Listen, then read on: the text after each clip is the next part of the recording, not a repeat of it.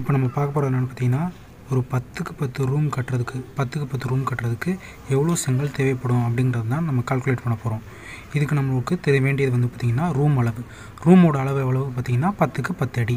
சரி, அதோட கதவோட அளவு எவ்வளோன்னு பார்த்திங்கன்னா 3க்கு 7.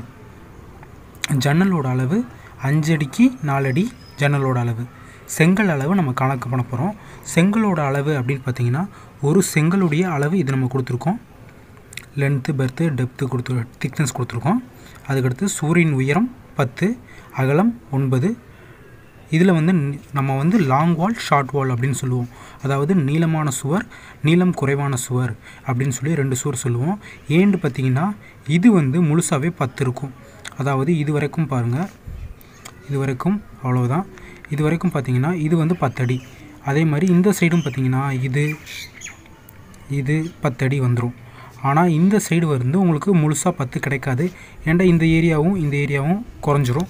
அதே மாதிரி இங்கேயும் இந்த ஏரியா குறைஞ்சிரும். ஸோ இந்த 2 சுவரும் வந்து நீளம் குறைவான சுவர், இது 2ம் நீளம் அதிகமான சுவர். இது லாங் வால், இது ஷார்ட் வால் அப்படின்னு சொல்லுவோம்.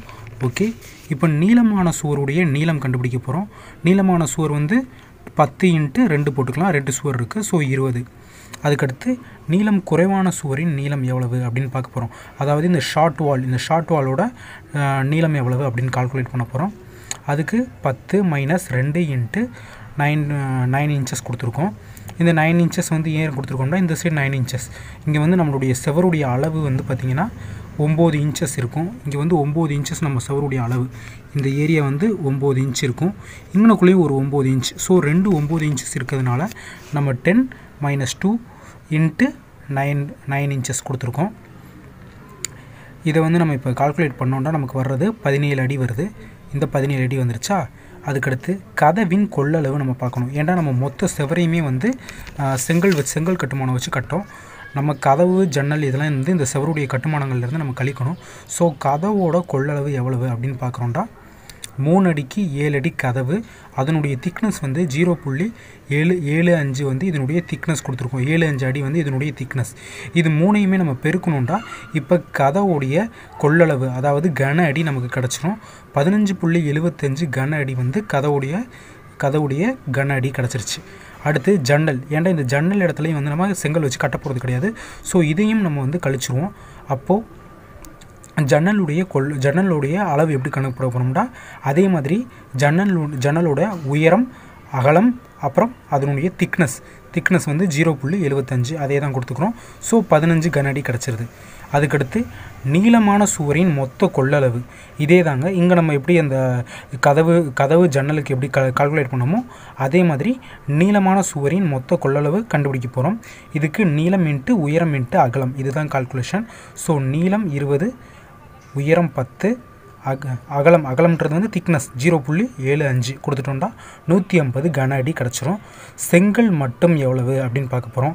செங்கல் மட்டும் அதாவது இந்த நம்ம கதவையும் ஜன்னலையும் கழிக்கிறோம் அப்படின்ற பட்சத்தில் செங்கலுடைய மட்டும் எவ்வளவு அப்படின்னு பார்க்க போகிறோம். மொத்த கொள்ளளவு 150. இதில் கதவுடைய கொள்ளளவு எவ்வளவு 15.75. இதை கழிச்சிட்டிங்கன்னா மிச்சம் 134.25 கன அடி. இதுதான் நம்ம செங்கலை வச்சு கட்டக்கூடிய பகுதி. அதாவது கதவு கழிச்சிட்டோம்னா அது போக மீதி செங்கல் வச்சு கட்டக்கூடிய பகுதி வந்து 134.25 கன அடி வருது. இப்போது அதுக்கடுத்து லாங் வால் பார்த்தோம். அதுக்கடுத்து இப்போ வந்து ஷார்ட் வால் பார்க்க போகிறோம்.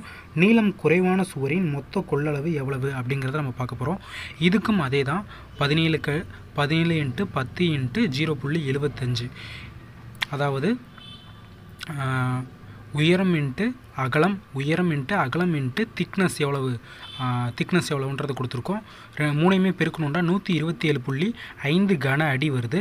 செங்கல் மட்டும் இதில் நம்ம கட்ட போகிற பகுதி எவ்வளவு அப்படின்னு பார்த்தீங்கன்னா மொத்த கொள்ளளவில் இருந்து அந்த ஜன்னலுடைய கொள்ளளவு வந்து நம்ம கழிச்சிடுறோம். ஸோ மொத்த கொள்ளளவில் இருந்து 127.5 ஜன்னலுடைய கொள்ளளவு கழிச்சிங்கன்னா 112.5 கன அடி வருது. இதில் நம்ம செங்கல் போடக்கூடிய மொத்த கன அடி எவ்வளவு அப்படின்னு பார்த்தோம்னா நம்ம முதல்ல கண்டுபிடிச்சது அதாவது லாங் வாலுடைய மொத்த கன அளவு, அப்புறம் ஷார்ட் வாலுடைய மொத்த கன அளவு. இது ரெண்டையும் கூட்டினீங்கன்னா 246.75 கன அடி வருது. இதுக்கடுத்து தேவைப்படுற செங்கலை நம்ம எப்படி கணக்கிடுறது அப்படின்னு பார்த்தோம்னா தேவைப்படும், ஏன்டா இது வந்து நம்ம கன அடிக்கு தான் கால்குலேட் பண்ணியிருக்கோம், எவ்வளவு கன அடிக்கு நமக்கு செங்கல் தேவைப்படும் அப்படிங்கிறத நம்ம கணக்கு பண்ணியிருக்கோம். ஆனால் இந்த கன அடிக்கு எத்தனை செங்கல், எத்தனை நம்பர் இருந்தால் கரெக்டாக இருக்கும் அப்படிங்கிறத நம்ம இப்போ பார்க்க போகிறோம். செங்கல் மட்டும் தேவைப்படும் செங்கல் எப்படி கணக்கு பண்ணுறதுன்னு பார்த்தீங்கன்னா, செங்கல் போடக்கூடிய மொத்த கன அடி நம்ம இப்போ கண்டுபிடிச்சி வச்சுருக்கோம். செங்கல் போடக்கூடிய மொத்த கன அடி கீழே வந்து கலவையுடன் கூடிய ஒரு செங்கலின் கன அடி, அதாவது மொத்த செங்கலுடைய கன அடியை கண்டுபிடிச்சிட்டோம். ஒரு செங்கல் கலவையோடு சேர்த்து என்ன கன அடியில் இருக்குது அப்படிங்கிறத நம்ம கண்டுபிடிச்சிட்டோம்டா நம்ம இதை கண்டுபிடிச்சிடலாம். இதுதான் அதுக்கான ஃபார்முலா. இப்போ இதை நம்ம செய்யணும்டா கலவையுடன் கூடிய ஒரு செங்கலின் கன அடி எவ்வளவுன்றதை நம்ம கண்டுபிடிக்கணும். இந்த ஒரு செங்கலின் கன அடி கலவையுடன் எவ்வளவு அப்படிங்கிறத கண்டுபிடிக்கிறதுக்கு இதுதான் செங்கலுடைய கன அடியை எப்படி பார்க்க போகிறோம்னு பார்த்தீங்கன்னா, நம்ம வந்து இது வந்து நம்ம செங்கலுடைய இந்த அளவுகள் வந்து நமக்கு தெரியும். பட் கலவையுடன் அப்படின்னு கொடுக்குறோம். கலவை அப்படின்னு பார்க்கும்போது நம்ம வந்து அரை இன்ச் கொடுத்துக்கிறோம். கலவை வந்து அரை இன்ச் அப்படின்னு சொல்லி நம்ம அஸ்யூம் பண்ணிக்கிறோம். அரை இன்ச் இருக்குது அப்படின்னு நம்மளாம் வந்து ஒரு எடுத்துக்கிறோம். கலவையோடு சேர்த்து கொடுக்கும்போது ஒரு அரை இன்ச் வரைக்கும் கூடும்பா அப்படின்னு சொல்லி எடுத்துக்கிறோம். ஸோ இது அரை இன்ச் மட்டும் கூட்டிக்கிட்டு இதை நம்ம பெருக்குனிங்கன்னா 149.625 கன அங்குலம் நமக்கு கிடைக்குது. இந்த கன அங்குலத்தை நம்ம எப்படி கன அடியாக மாற்றுறோம்னு பார்த்தீங்கன்னா 1728 வகுத்துறணும்.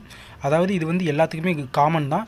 இந்த நமக்கு வரக்கூடிய அளவுகளை வந்து 149.625 1728 வகுத்திங்கன்னா ஒரு செங்கலுடைய கன அடி எவ்வளவு அப்படிங்கிறது நமக்கு கிடச்சிரும். நமக்கு இப்போ ஒரு செங்கலுடைய கன அடி கிடச்சிருச்சு. இப்போ நமக்கு கிடச்சிருக்கிற மொத்த டோட்டல் அளவு இருக்குது பார்த்திங்களா, செங்கல் போடக்கூடிய மொத்த கன அடி வகுத்தல் ஒரு செங்கலுடைய கன அடி. மொத்த கன அடியிலிருந்து ஒரு செங்கலுடைய கன அடியை போட்டுட்டு வகுத்துருங்க.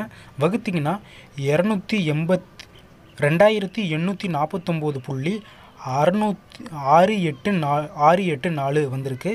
இதை வந்து நம்ம 684 நம்பர்ஸ் வந்திருக்கு. இதில் வந்து நமக்கு 3% கழிவு, ஏன்டா கொண்டு வரும்போது உடையக்கூடியது, இல்லாட்டி நமக்கு அங்கனக்குள்ளே சைட்டில் வந்து வேஸ்ட்டாக போகிறது, இல்லை சைட்டில் உடையக்கூடியது, இந்த மாதிரி சைட்டில் நிறைய இழப்பீடுகள் ஏற்படுறதுக்கு வாய்ப்பு இருக்குது. ஸோ 3% வந்து நம்ம வேஸ்டேஜ் கொடுத்துக்கிறோம். வேஸ்டேஜ் 3% கொடுத்திங்கன்னா 86 கல் வருது.